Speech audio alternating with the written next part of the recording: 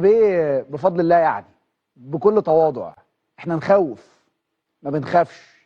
اللي عنده رصيد واللي مسنود على بطولات ما يخافش من حاجه. يا بيه انا في اسوأ حالاتي انا بيه ابن بيه. انا وانت فاكرني ان انا ما جيتش، انا بيه ابن بيه.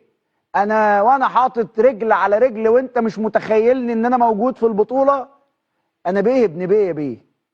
ربنا قسمها لي كده، قسم لمنتخب مصر الهيبه، وقسم لمنتخب مصر القدره، وقسم لنا مع اللقطه الاولى في اول باص ركابهم بتخبط على الجيران، ركب كوت ديفوار بتخبط على الجيران من اول لمسه.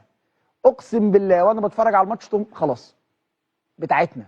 عمل له كده في اول لقطه حمدي فتحي، امام عاشور، روح يا مرموش الاول في اول دقايق.